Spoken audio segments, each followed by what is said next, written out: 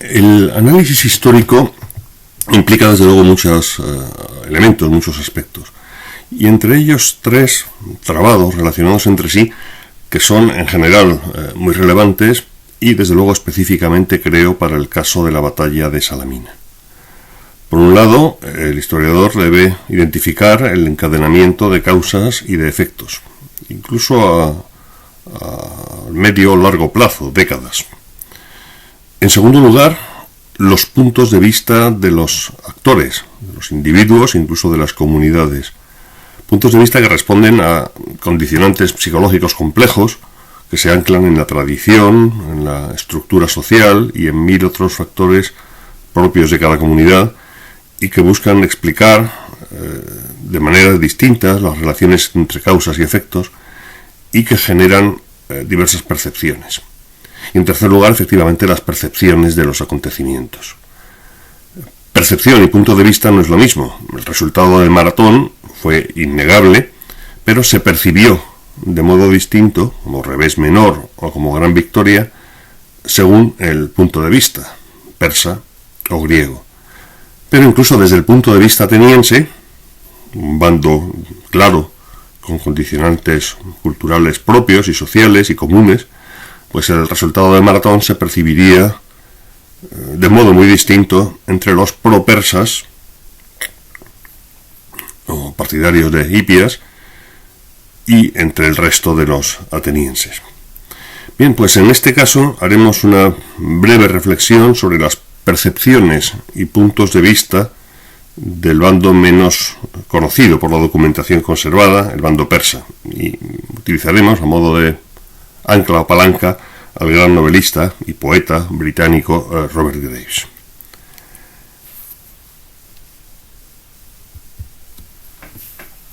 En el caso de Salamina, para apreciar lo dicho antes, es decir, el encadenamiento de causas, efectos, los puntos de vista y las percepciones,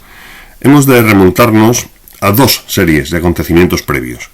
que nos llevan a casi 20 años antes de la batalla. En primer lugar, la llamada revuelta jonia del año 499 a aproximadamente el 494-93, y en segundo, la expedición de castigo persa del año 490, que culminó en la batalla de Maratón. En el año 499, y pese al buen trato que el gran rey persa había dado a las ciudades griegas de Jonia, en particular a Mileto, las ricas ciudades costeras se rebelaron contra la, en general, justa y razonablemente benévola autoridad del rey de reyes, y al hacerlo desafiaban el orden natural de las cosas y la propia estabilidad del cosmos desde la perspectiva persa. Al fin y al cabo, desde Ciro II el Grande y hasta Darío I, el gran rey había respetado una gran autonomía de gobierno de las ciudades griegas de Jonia, eso sí, apoyando o colocando aristócratas locales como tiranos que gobernaban a su modo mientras fueran leales al imperio. Por alguna razón, sin embargo, las ciudades, o en particular Mileto, no consideró este benévolo sistema como adecuado para su gobierno. Naturalmente la rebelión fue aplastada, aunque llevó tiempo y cierto esfuerzo, pero lo inadmisible fue que dos de las ciudades griegas del otro lado del mar, las diminutas Atenas y Eretria, en Eubea, se decidieron a apoyar con tropas esta rebelión. Incluso participaron durante la etapa inicial de la revuelta en una sorpresiva e insensata marcha sobre la capital de la satrapía, Sardes, que fue tomada y fue incendiada en el año 498. Esto era una humillación infligida al representante y además hermano del gran rey, y por tanto al mismo rey de reyes. Claro que los atenienses ya se consideraban enemistados con Persia, porque el sátrapa Artafernes aprobaba la reinstauración del tirano Hipias en el gobierno de Atenas, lo que desde la perspectiva de la ciudad griega de Atenas era intolerable, y justificó su envío de un pequeño cuerpo expedicionario de 20 trirremes, unos 4.000 hombres, a Jonia, o no tan pequeño. Menos claras son las razones por las que Eretria se unió a la aventura con 5 trirremes, unos 1000 hombres. Y el propio Heródoto reconoce que estas naves fueron un, y cito, germen de calamidades tanto para griegos como para bárbaros. Aunque más adelante se lo piensa mejor y matiza que en realidad los persas estaban decididos a atacar la Grecia continental en todo caso, y que esta expedición ateniense y eretria les vino muy bien como pretexto. Sin embargo, si esto fuera así, no explica lo limitado de la expedición de castigo del año 490 y la escasez de efectivos, y que solamente fue dirigida contra Eretria y Atenas. En todo caso, tras la toma de Sardes y su incendio, eretrios y atenienses regresaron muy pronto a su patria y no volvieron a implicarse militarmente. Otras ciudades griegas como Esparta fueron en esto mucho más inteligentes, renunciando a participar en el ataque al imperio. El texto que recoge la imagen recuerda cuando el tirano de Mileto pidió apoyo a Esparta. Y cuenta Heródoto que Cleómenes le preguntó a tirano de Mileto, Aristágoras, cuántos días de camino había desde el mar de Jonia, desde las ciudades griegas, hasta la corte, hasta la capital del rey. Y Aristágoras, dice Heródoto, en aquel instante cometió un error, pues cuando no debía decir la verdad si realmente quería atraer a los espartíatas a Asia, resulta que respondió que había 3 meses de camino. Esto dio inmediatamente una pista a los espartanos y al rey de Esparta sobre las colosales dimensiones del imperio persa, sobre la magnitud de la empresa, y los espartanos inmediatamente negaron cualquier tipo de ayuda.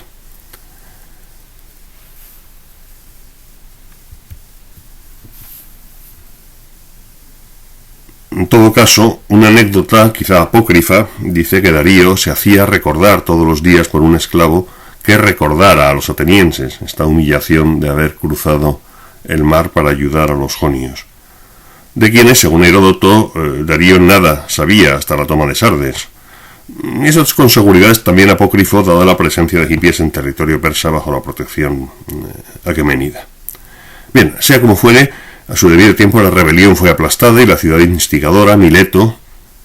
saqueada, destruida, abandonada, y sus habitantes fueron deportados.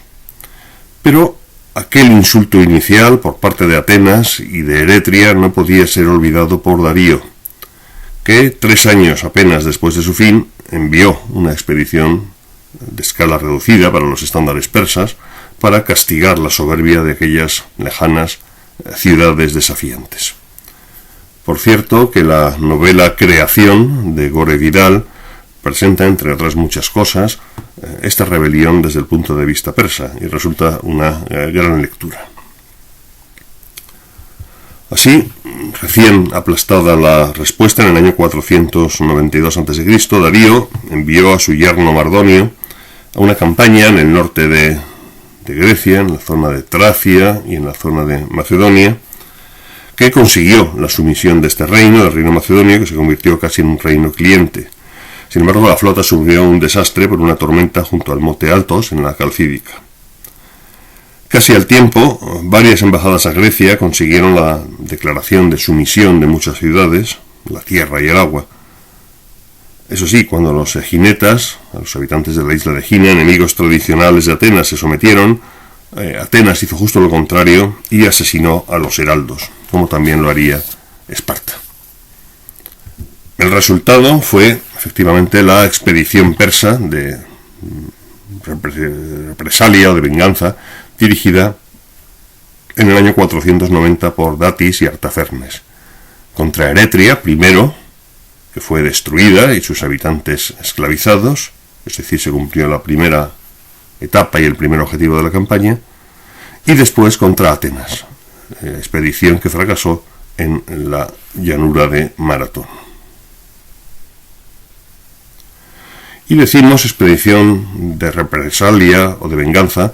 porque fue dirigida directamente contra las 2 ciudades que habían enviado tropas a ayudar a los rebeldes jonios, Eretria y Atenas,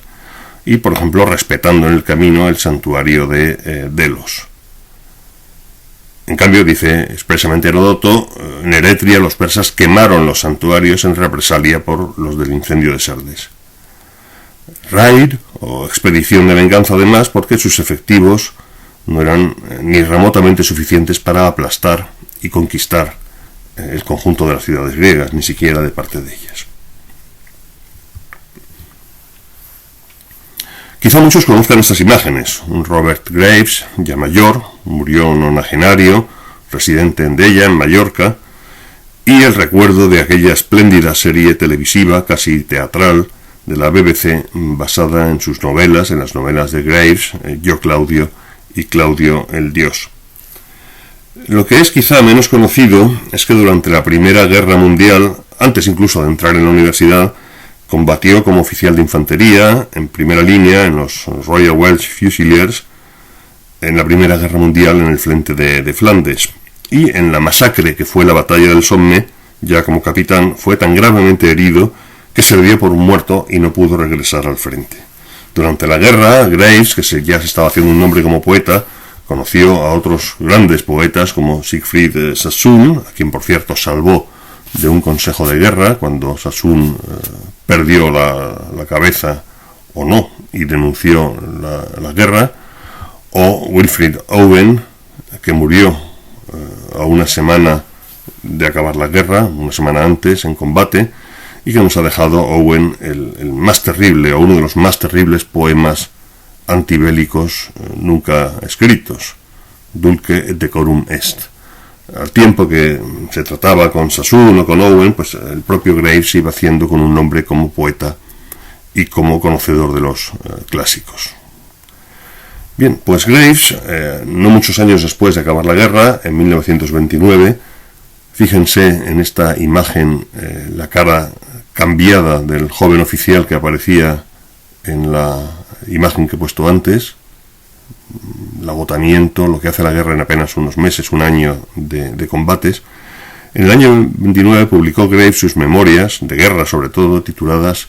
Goodbye to All That, adiós a todo eso, o adiós a todo aquello, que muestra un claro estrés postraumático que el autor siempre reconoció, una enorme decepción y angustia por el fin de todo un mundo y el engaño que supuso la masacre de una joven generación en la guerra de las trincheras. Y desde luego un marcado escepticismo y cinismo incluso sobre las pompas y las glorias de la guerra. Y es en este contexto en el que debemos entender su poema The Persian Version, la versión persa, en la que da su imagen persa, el punto de vista persa, entre irónico y sarcástico de lo que ocurrió en la batalla de Maratón. A la izquierda tenemos la versión inglesa y leeré la traducción, que creo que es fiel al espíritu del original inglés, que he realizado yo mismo. Los persas, amantes de la verdad, no caen en la obsesión por esa escaramuza trivial librada cerca de Maratón. Y en cuanto a la tradición teatral griega que presenta esa expedición veraniega, no como un mero reconocimiento,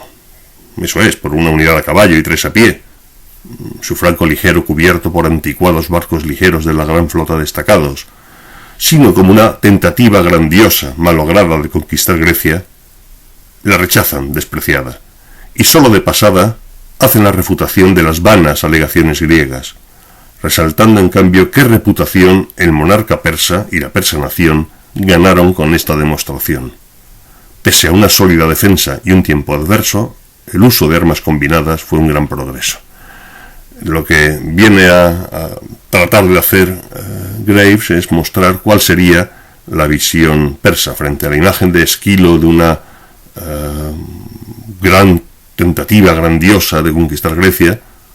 En cuanto a la tradición teatral griega, para los persas sería una escaramuza trivial, un mero reconocimiento por unas pocas unidades, apoyados por una parte menor de la flota,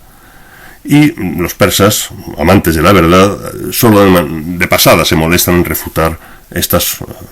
soberbias y vanas alegaciones de los griegos. En cambio, muestran que el ejército persa y el monarca persa ganaron gran reputación porque pese a tiempo adverso, pues el ejército persa mostró un gran progreso en el uso de todas las armas, incluyendo posiblemente aquí una alusión al tema, que no vamos a entrar en él, de la caballería en Maratón. En realidad no lo parecería, pero la batalla de Maratón es una de las peor conocidas y más problemáticas entre las batallas famosas de la antigüedad. No se sabe dónde andaba la caballería persa, si estaba embarcada o no, cada uno tiene su opinión. No se acaba de entender la afirmación de Heródoto de que los persas rompieron claramente el centro de la línea griega, de la línea ateniense, y les persiguieron tierra adentro. Hay incluso casi tantas, se aprecia en este mapa,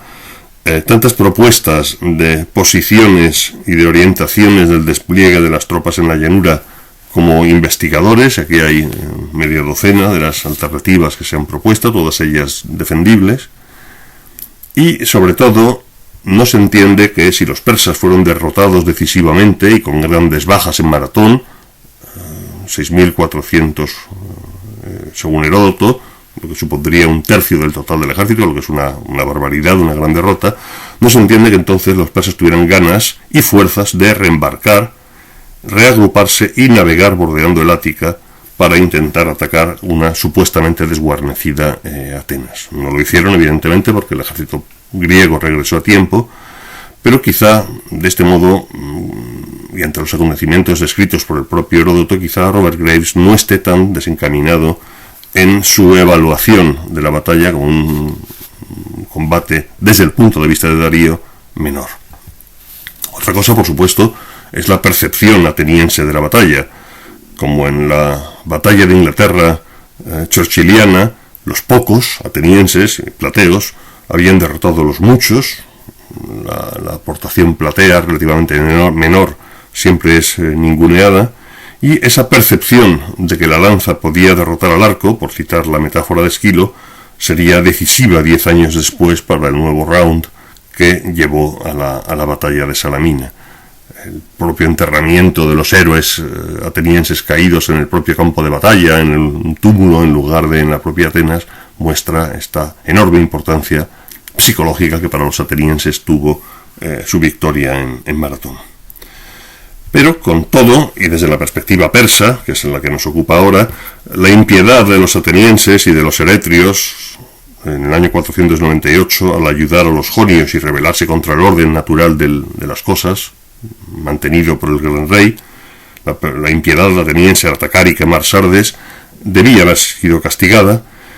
y la expedición de Datis, la expedición de Maratón, cumplió solo parcialmente ese objetivo, al arrasar uno de los dos blancos, y por tanto desde la percepción persa la campaña podría considerarse un éxito, pero incompleto. Y así se presentó posiblemente en la corte del gran rey y en las ciudades griegas de Jonia, y no sin alguna justificación. Muy diferente en escala y objetivo sería 10 años después de Maratón la nueva expedición liderada ahora en persona por mar y por tierra por el sucesor de Darío, Jerjes, para aplastar a los griegos, y que fue frenada en seco en Salamina y definitivamente derrotada el año siguiente en Platea, en el año 479.